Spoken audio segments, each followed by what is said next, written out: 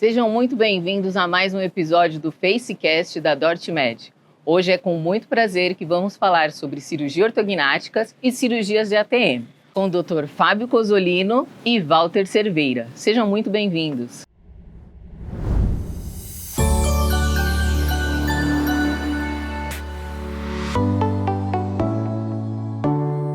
Eu sou a doutora Fabiana Oliveira, mestre e especialista em DTM do orofacial, e agora eu gostaria que o Dr. Fábio Cozzolino se apresentasse para os nossos telespectadores. Sou o Fábio Cozzolino, eu sou especialista, mestre e doutor em cirurgia bucomaxilo, sou entusiasta dessa parte de cirurgia da TM.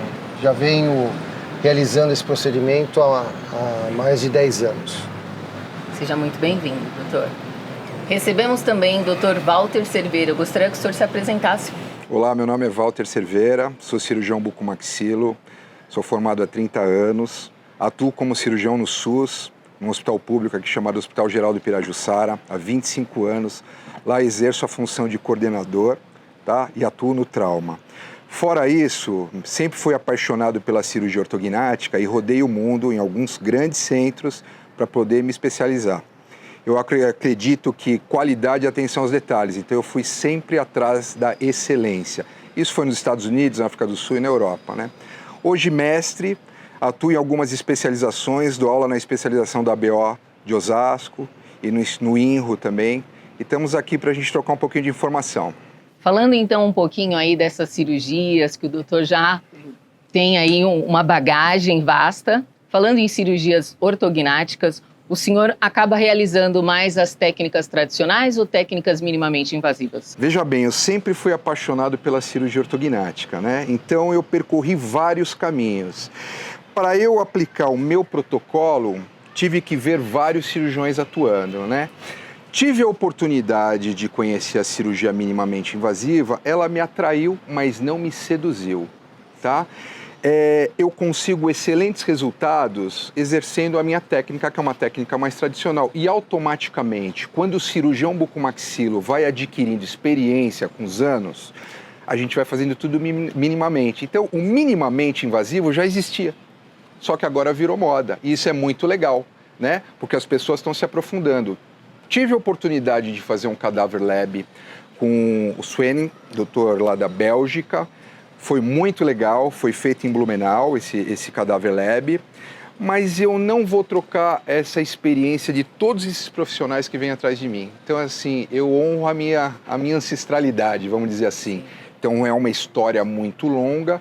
Logicamente, se essa técnica chega e vai provar que ela é melhor do que qualquer passo, porque a cirurgia ela é feita por passos, por step by step. Se eu chego no conjunto inteiro e vejo que algum step daquela cirurgia pode substituir o meu porque é melhor, eu não vou pensar duas vezes, eu vou trocar. Mas isso ainda não aconteceu. Esse episódio está no YouTube e no Spotify, então curta, comenta e compartilha. Doutor, seguindo então essa linha de raciocínio, que o senhor já faz há mais de 30 anos aí com cirurgias ortognáticas, eu gostaria de saber como que o senhor acaba levando esse planejamento virtual dos seus pacientes, como que você vai tocando essas cirurgias ortognáticas assim que o paciente chega no seu consultório.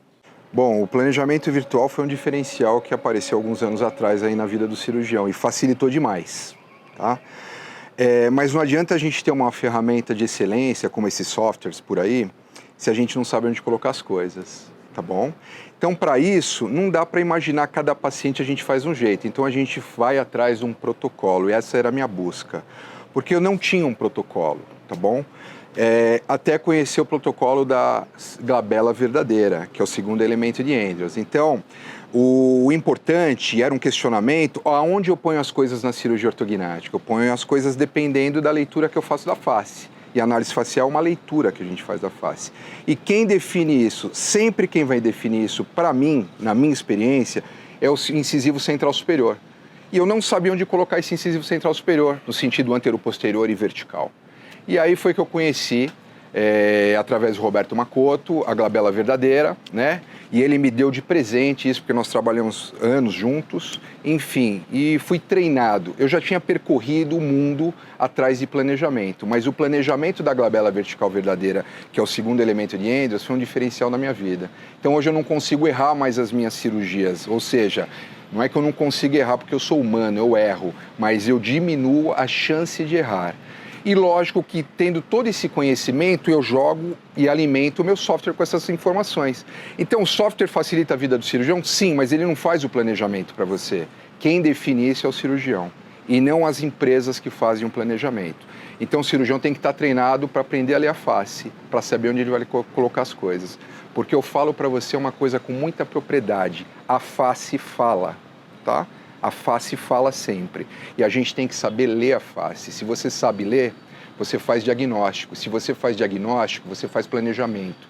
Se você faz planejamento, você executa a cirurgia num nível de excelência altíssimo. E é muito simples. Então fica uma coisa simples. Na minha época, e na época do Dr. Fábio, a gente tinha que moldar o paciente, montar no articulador, tirar a mordida em cera, vai para o tomógrafo, não vai, enfim. Acabou tudo isso, então ficou muito mais fácil. Mas o cirurgião não pode negligenciar o conhecimento de entender onde ele, como cirurgião, vai definir onde coloca as coisas. E não delegar isso para terceiros. E é muito simples, desde que você tenha protocolo. Então hoje você tem 3 protocolos muito bem definidos no mundo. O primeiro é do Dr. William Arnett, frequento aquele centro desde 2009, centro de excelência. Aí nós temos a glabela vertical verdadeira do Roberto Macoto. E agora tem o Alfaro trazendo a linha de Barcelona, né? Enfim, que está aí, muito interessante. É muito legal. Não me interessa qual caminho você vai seguir, mas crie um protocolo e veja se aquilo serve nos teus casos. Doutor, pensando nesse protocolo que o senhor acaba seguindo com seus pacientes, a gente sabe que tem muitos pacientes que hoje que buscam benefício antecipado, né? E esses pacientes que buscam benefício antecipado, dá para seguir esse protocolo de tratamento? O senhor faz benefício antecipado? Como depende. É que é? A indicação do benefício antecipado para o meu protocolo, ele é muito restrita, porque eu me baseio em posicionamento dentário, tá? Se ele já vem de um jeito não preparado, muitas vezes eu não consigo aplicar meu protocolo. Então, raramente eu utilizo o benefício antecipado. Mas isso não quer dizer que eu não tenha chance. Já usei, sim, por força da natureza, dizer, ó, tá tudo em posição, agora só movimenta. Mas eu prefiro e acredito num preparo ortodôntico planejado pelo cirurgião, junto com o ortodontista, mas o cirurgião opina mais. Porque quem vai colocar as coisas lá é o cirurgião. E ele vai definir.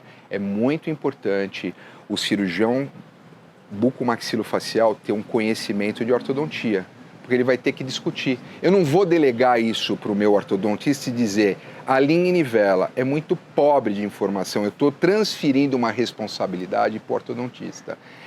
Essa responsabilidade é minha. Eu defino onde eu quero as coisas para eu poder seguir o meu protocolo da glabela vertical verdadeira. Então, uso muito pouco benefício antecipado. Doutor, falando ainda em cirurgia ortognática, eu acho que é um tema extremamente importante a gente abordar, são aqueles pacientes que têm apneia, né? Os pacientes que apresentam apneia, a cirurgia ortognática é um benefício aí muito bom, até para aqueles que de repente estavam usando um CPAP, né? O senhor acaba atendendo muitos pacientes com apneia? Muitos pacientes com apneia, tá bom? E nesse protocolo, não basta você avaliar a glabela vertical verdadeira, eu preciso corrigir a cabeça do meu paciente, né? Porque ele vem com uma posição natural adaptada, para ele respirar melhor. A gente está falando em apneia. Quando eu corrijo essa cabeça e sigo o protocolo do Dr. Mariano Rocabado, aquele fisioterapeuta chileno, que é fantástico, eu alinho, vou falar assim rapidamente, mas eu alinho o meu zigoma ao meu externo e o meu meato acústico externo à clavícula. Arrumo a postura do paciente, ele já não consegue respirar mais. Mas eu tenho certeza, meu planejamento é em cima da cabeça corrigida, tá legal? Porque eu tenho certeza que aplicando a glabela vertical verdadeira com essa cabeça corrigida num paciente de apneia, eu vou fazer grandes avanços maxilares. O cirurgião bucomaxilo, ele fica intimidado, ou pelo menos ficava, com grandes avanços maxilares, 10, 12 milímetros. Mas nesse protocolo a gente consegue executar. Até publiquei recentemente uma técnica tá? De mobilização de maxila, onde a gente consegue fazer grandes avanços. Então, se eu faço esse avanço grande na maxila, porque a glabela vertical verdadeira está relacionado com a glabela e o incisivo central superior. Eles têm que estar alinhados. Quando eu corrijo a postura do paciente, a cabeça e desço a glabela, eu vejo aquele incisivo está 10 milímetros para trás, eu não vou me intimidar com a cirurgia. Eu tenho treinamento para fazer isso, porque eu tenho conhecimento anatômico, eu tenho os instrumentais adequados e eu tenho rotina cirúrgica para executar isso com excelência. Faço o avanço e é muito legal eu chegar no primeiro pós-operatório, no dia seguinte, o paciente fala, estou respirando como nunca. A mãe ou a esposa fala, pode voltar a dormir na minha cama. Você não vai mais me acordar nem o meu bebê. Então eu até fico arrepiado, né? Porque quem respira mais, vive muito mais. Qualidade Tá? de vida. Então eu digo que o nosso protocolo, ou os outros protocolos, respeitando isso, a correção da cabeça, vão fazer grandes avanços de maxila, eu vou aumentar as vias aéreas. E o paciente vai respirar muito mais. Não é à toa que eu tenho um grande amigo que é o Alfredo Lara, que aplica o nosso protocolo. E ele é um otorrino, cirurgião craniomaxilofacial. Ele entendeu que a gente tem grandes avanços, então ele usa essa técnica também para os pacientes de apneia. Então é fantástico. E aí como é que você fala que funcionou? Basta o paciente chegar e falar, nunca respirei como estou respirando. Está entrando muito ar. Ou a família fala, nossa, parecia que tinha um motor de moedor de cana no quarto, agora eu durmo céu de brigadeiro, silêncio. É muito legal. É muito bom, né? Aham. E a qualidade de vida que você acaba proporcionando para esse paciente Eu te falei, também? quem respira mais, vive muito mais. Muito mais, Né? muito mais. Legal. Seguindo ainda aí nas cirurgias ortognáticas, o que o paciente pode esperar a nível de complicação cirúrgica, mas aquela complicação esperada? Um Olha. edema, uma parestesia, são complicações que, na verdade, a gente consegue resolver, né? O que a gente espera de complicação, a gente não espera complicação. Se a gente segue um protocolo, a gente não quer complicação. Mas existem algumas características. Por exemplo, o paciente vai desenvolver uma parestesia na face. A gente tem protocolo de reversão. Cada time tem o seu protocolo e entra a fisioterapia colaborando muito com a gente, tá bom? Ele é comunicado, né? Que ele vai... O principal problema é a parestesia, só que não é. Eu nunca tive problema, porque os meus pacientes são informados. A literatura mostra, né, até onde eu li, que cada 10 pacientes, 5 poderiam ficar com uma parestesia permanente. Eles estão acostumados. Só que o ganho de vida estético, funcional e de respiração é tão grande que aquela dormência, o paciente, ok, Walter, tá tudo bem, tá? Agora... aquilo que eu te falei, se o cirurgião não tem ainda expertise de executar aquela cirurgia, qual que é a minha opinião que eu poderia dar para os cirurgiões jovens hoje?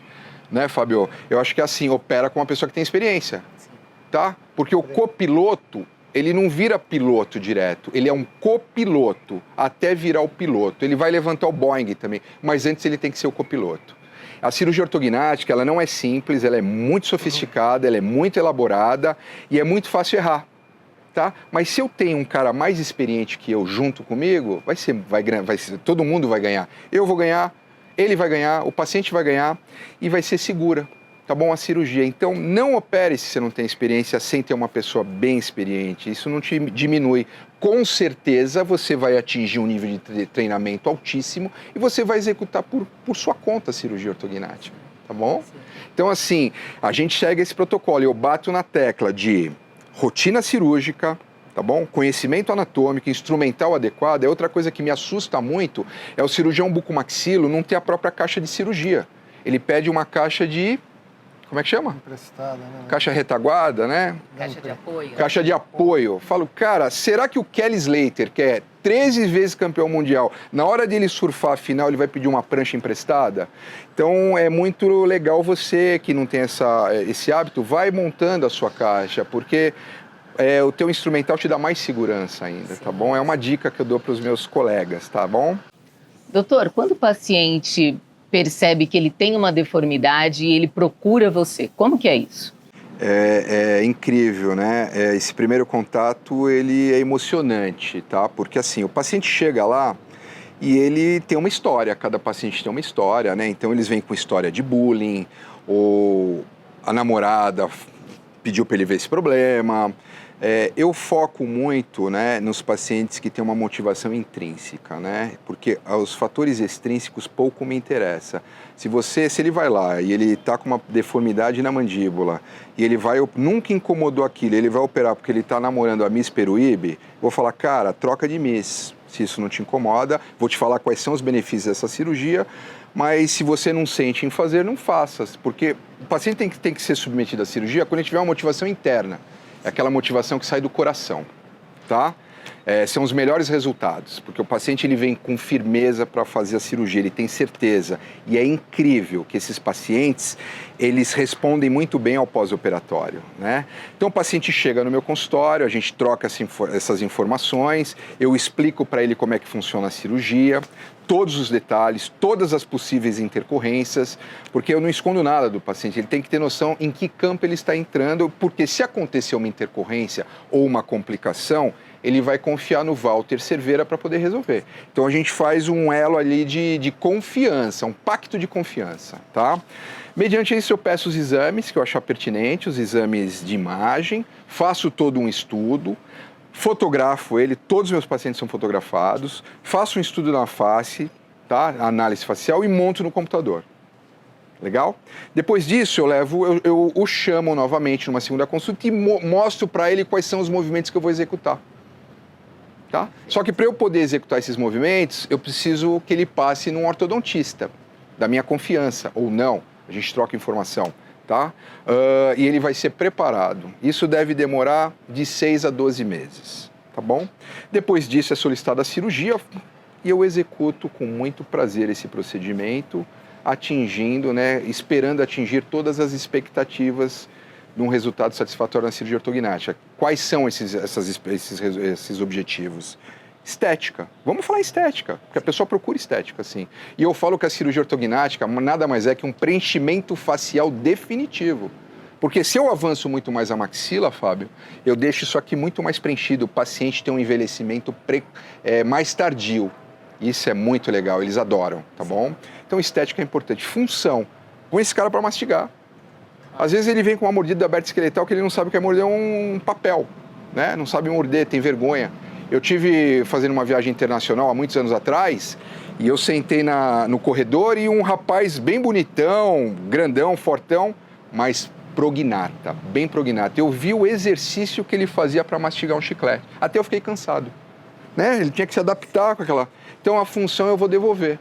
Mas o mais importante de tudo, eu falo para vocês, que a cirurgia ortognática faz, para vocês, pacientes, e para nós, profissionais, é a respiração. Legal? Esses são os principais objetivos. E você chegando com um protocolo definido, você consegue atingir as expectativas desse paciente e as minhas expectativas também. Claro. Tá bom? E o pós-operatório desse paciente, doutor? Pós-operatório, os 3 primeiros dias são catastróficos para o paciente, são terríveis. Ele não sente dor, mas é muito desconfortável, inchaço, babando, às vezes um sangramento discreto pelo nariz, mas a minha fisioterapia vai entrar com a minha drenagem linfática associada, facial, tá legal? E esse paciente vai evoluir muito bem, Então, os primeiros 15 dias são complexos, digamos que os 3 primeiros dias são terríveis, depois eles começam a ficar complexos, até chegar e falar, cara, gratidão. Tô respirando, tô vendo o meu resultado, eu tô feliz. E sabe qual é legal? Não é quando o ortodontista me indica o paciente, e sim quando o paciente me indica o outro paciente. Ele fala, pô, com quem que você operou? Ah, eu operei com o Walter, então eu quero operar com ele. E é muito legal também eu ter um feedback dos pacientes, Fábio. Você deve ter isso também. Nós somos calibrados, eu e você. Esse cara é meu brother, tá? Então, é assim... o cara vai fazer uma radiografia pós-operatória e o radiologista vai elogiar quem operou. Cara, tá fantástico esse resultado. Cara, o paciente printa, me manda e eu fico muito feliz. Sim, tá bom? Imagino. Doutor, pensando então em cirurgias ortognáticas e cirurgias de ATM, eu sei que tem alguns casos que tem pacientes que já têm uma disfunção temporomandibular e que vai passar pela cirurgia ortognática ou já passou pela cirurgia ortognática. Então eu gostaria de saber a sua opinião. No caso, esses pacientes que vão passar pela cirurgia ortognática, faz-se primeiro a cirurgia da ATM ou faz a cirurgia ortognática? Bom, o Walter está aqui do meu lado vai concordar comigo que esse é um assunto que poderia dar vários episódios. É um assunto extremamente polêmico, depende muito da experiência do profissional. Na minha opinião, você tem que analisar caso por caso e dependendo da alteração intra-articular que você acaba encontrando naqueles pacientes. É lógico que alguns pacientes, principalmente os pacientes que têm o queixo mais curto, que normalmente acabam desenvolvendo uma alteração intra-articular, esse é o tipo de paciente que tem que acender aquele sinal amarelo dentro da tua clínica. Porque esse é um paciente que, se você não tiver uma visão mais ampla nele, avaliar melhor essa articulação, ele pode, quem tem experiência já a longo prazo, cada 2, 3 anos ele começa a ter uma reincidiva. Então, cada caso tem que ser analisado, e principalmente os pacientes classe 2, você tem que analisar com um pouquinho mais de carinho. Sim, sim. No caso de artroscopia, doutor, acontece desse paciente passar por 2, 3 artroscopias ou não? Isso não acontece? Eu sou entusiasta da artroscopia, eu gosto muito de artroscopia, gosto dos resultados, eu venho de um grupo aí, já tive algumas experiências internacionais, estudei com grandes mestres em relação a essa parte. E a artroscopia, quando a gente fala em artroscopia, o que seria uma cura para um paciente? Eu acho que a gente tem que discutir isso. Às vezes a gente fica... um dos primeiros cursos que eu participei, uma pessoa que estava logo na frente me perguntou: mas você não estaria protelando essa doença do paciente realizando uma artroscopia sem reposicionar esse disco? Eu acho que a gente tem que entender muito esse paciente. E o que é você protelar essa doença? Quando você melhora a vida desse paciente por um período de 2, 4 e até 10 anos, como a literatura vem demonstrando a melhora nesse paciente, você tirou a dor desse paciente, talvez você não esteja curando. Por quê? É muito difícil a gente curar uma pessoa com disfunção temporomandibular, porque é uma doença multifatorial.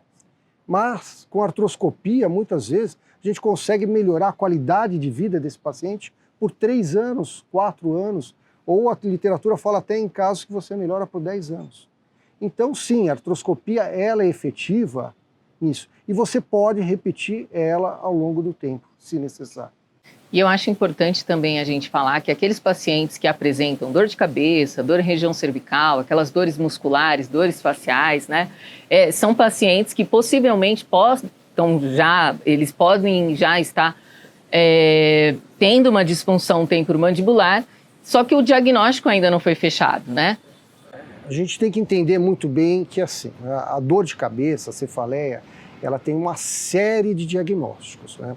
Então a gente precisa fechar um pouco mais esse diagnóstico. Quando a gente fala especificamente de disfunção de ATM, nós temos que entender 2 fatores.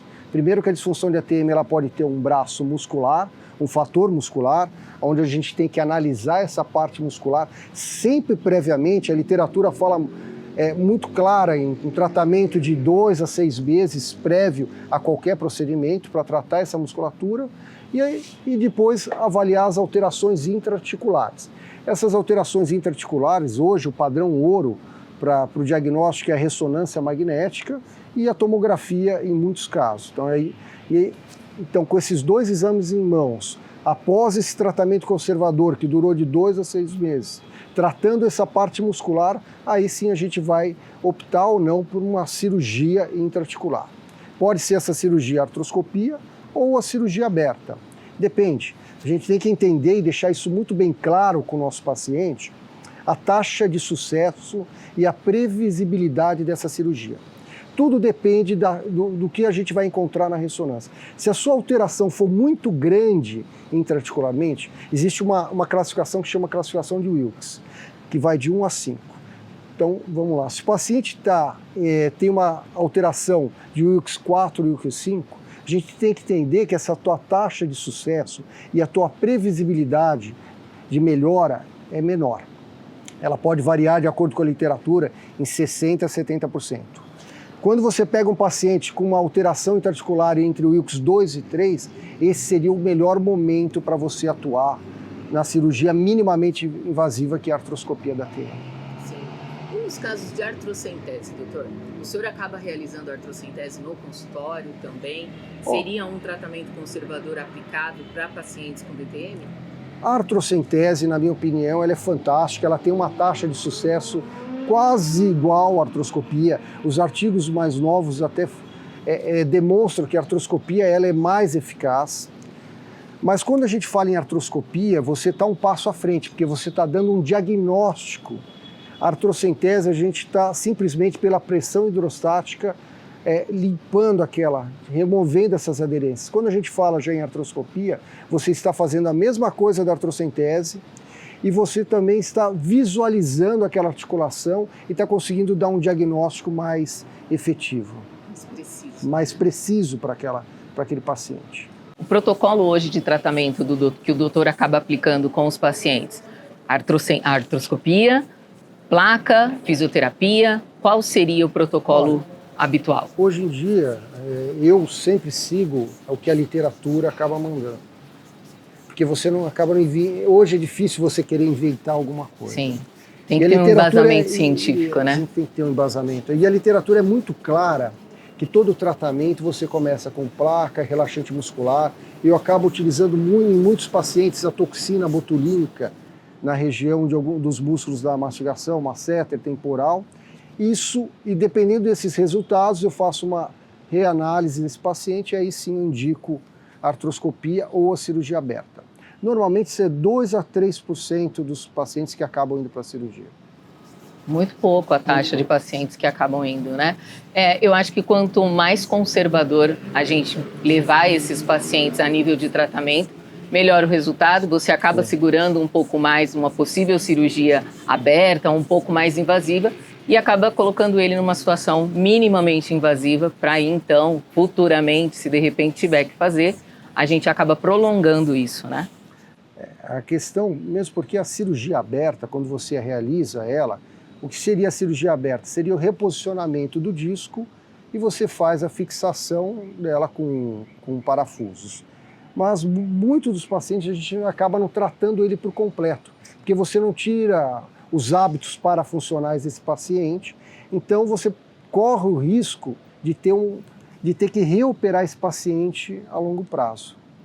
E quem faz, o Walter aqui, ele tem uma vasta experiência na parte de cirurgia de ATM, de prótese, sabe a dificuldade que é você reoperar um paciente, principalmente uma cirurgia de ATM, um reop dela.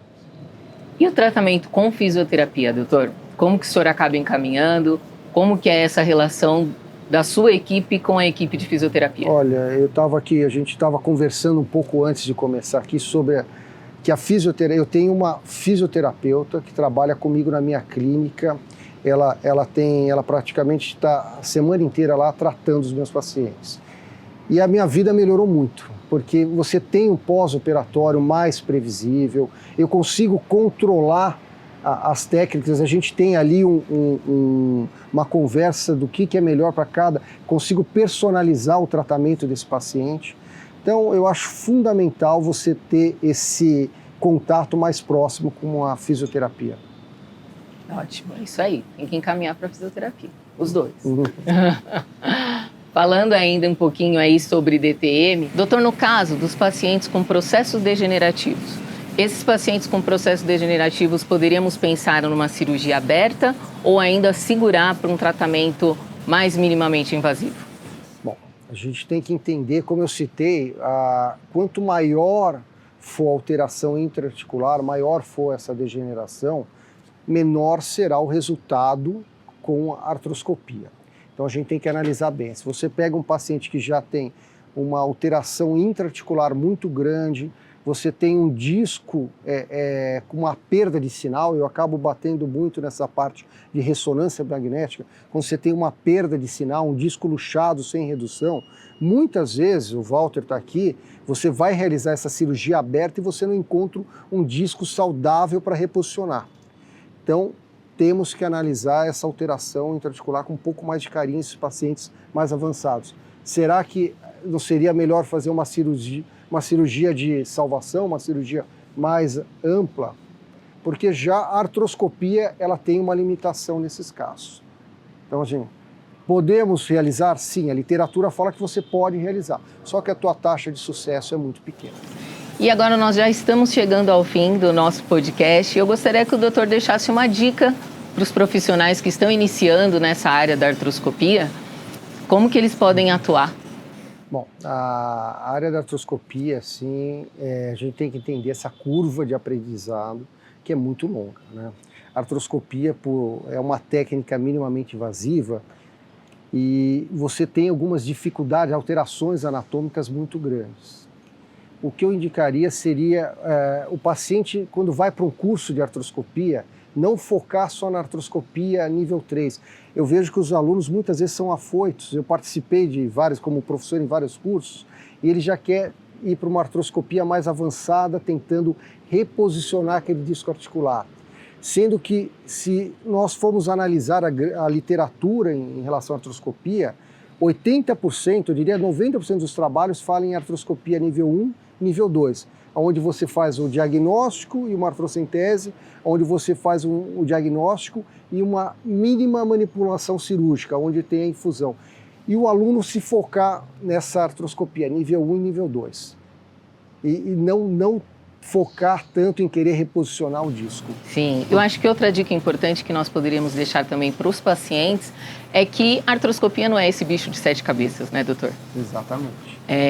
Existem vários tipos de tratamento, existe o tratamento conservador, existe a artroscopia, mas sabendo realizar a técnica, ela sendo bem realizada, não tem por que o paciente temer por esse tipo de procedimento. Hoje, 99% dos casos de artroscopia, o paciente ele interna de manhã, à tarde ele já vai embora do hospital. Então, você tem um tempo de internação muito curto, os riscos são muito pequenos em relação à técnica aberta. Então, é uma técnica segura hoje, a artroscopia, com riscos bem controlados. Eu gostaria então de pedir uma dica e o contato dos doutores para os nossos telespectadores. Bom, a dica é estudem, tá? Porque quem tem conhecimento tem tudo e quem não tem conhecimento não tem nada. Então, para quem quer se tornar um cirurgião, tem que estudar para valer mesmo, tá? Tem que visitar os outros cirurgiões, tem que fazer curso, tem que investir bastante, porque, como o Fábio falou, a curva de aprendizado é grande.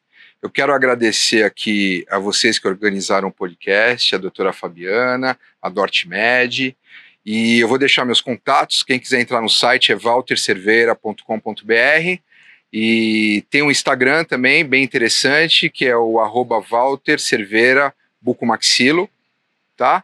E agora a gente está com um projeto novo que é o Harmonização Definitiva, tá bom? Entra lá, eu estou à disposição. Quem tiver alguma dúvida, quiser entrar em contato comigo, estou sempre à disposição. Obrigado.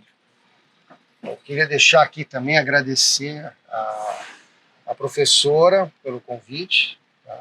Vou deixar o meu contato, o meu Instagram, que é cosolino_Fábio. E também falar nos nossos cursos de pós-graduação. Eu e o Walter temos um curso de pós-graduação em cirurgia e traumatologia, uma especialização na BO de Osasco e alguns outros cursos que a gente acaba realizando tanto na parte de cirurgia ortognática como cirurgia da TM. Legal. Eu sou a doutora Fabiana Oliveira, fisioterapeuta, e esse foi mais um episódio do FaceCast.